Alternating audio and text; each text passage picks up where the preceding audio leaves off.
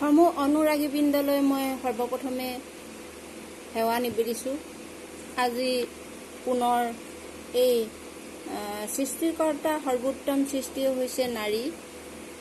এই মায়াময় সংসাৰৰ মনুষ্য প্ৰাদুৰ্ভাৱ নাৰীৰ পৰাই আৰম্ভ হৈছে। নাৰী নহ'লে এই পৃথিৱীৰ সৃষ্টিয়ে শূন্য। সেইবাবে প্ৰত্যেকগৰাকী কন্যা সন্তানে হ'ল নাৰী, আৰু নাৰীয়ে হ'ল এই সংসাৰৰ জননী। সেই মোৰ শ্ৰোতাবৃন্দ, আপোনালোকে এবাৰ গভীৰভাৱে ভাবি চাওক, নাৰীৰ বাবে এই সংসাৰৰ সন্তুলন আজিও বৰ্তি আছে, বৰ্তি থাকিব। নাৰীগৰাকী দেখাত যিমান কোমল অন্তৰৰ, কিন্তু ভিতৰি সিমানেই শক্তিশালী আৰু মজবুত।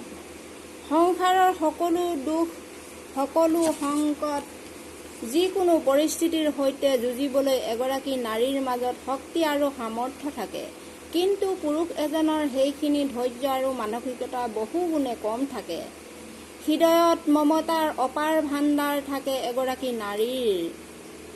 নাৰী সদায় কৰোণাময় আৰু সহনশীলতা।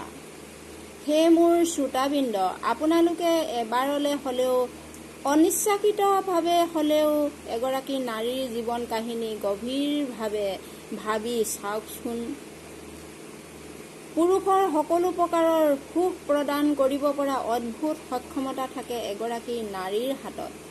তেওঁ লাগিলে যিমানেই লাগি বা এলাগিয়েই নহওক কিয়, নাৰীগৰাকী মানৱ আৰু মানৱতাৰ ৰক্ষক। সেইবাবে আমাৰ সমাজত নাৰীক দেৱীৰূপে গণ্য কৰি পূজা প্ৰাৰ্থনা কৰা হয়। অৱশ্যে পূজা প্ৰাৰ্থনা বুলি ক'লত আপোনালোকে ভুল বুজিব। নাৰীক আপোনালোকে ভৰিত ধৰি পূজা প্ৰাৰ্থনা কৰিব নালাগে। তেখেতক মাথো সন্মান জনাব লাগে। তেখেতৰ কথাত তিৰস্কাৰ কৰিব নালাগে, ককৰ্থনা কৰিব নালাগে। তেখেতে যিখিনি কথা ক'ব তাত সমভাগী হ'লে সেয়াই পূজা প্ৰাৰ্থনা কৰা হয়। কোৱা হয়, যিখন ঘৰত নাৰীক সন্মান কৰা কৰে সেইখন ঘৰতহে দেৱী দেৱতাই বাস কৰে। য'ত নাৰীক অপমান কৰা হয়, দবাই ৰখা হয়, অন্যায় কৰা হয়, ককৰ্থনা কৰা হয়, নিৰ্যাতন চলোৱা হয়, তিৰস্কাৰ কৰা হয়, সেই স্থানত দেৱী দেৱতা নাথাকে। সেই স্থানত কেৱল দৰিদ্ৰতাহে থাকে। সেইখন ঘৰত কেতিয়াও সুখ শান্তি নাথাকে। কাৰণ সেইখন ঘৰত কেৱল দুখ দৰিদ্ৰতাহে থাকিব। সহজ ভাষাত ক'বলৈ গ'লে নাৰীক পূজা বা নাৰীক সন্মান কৰিলেহে বা সন্মান জনালেহে ঘৰলৈ মা লক্ষ্মী আগমন হ'ব। সেইবাবে নাৰীক কেতিয়াও অপমান নকৰিব, তুচ্ছ তাচ্ছিল্য নকৰিব। সেই মোৰ শ্ৰোতাবৃন্দ, এজন পুৰুষৰ শোভা এগৰাকী নাৰীয়েহে বৃদ্ধি কৰে।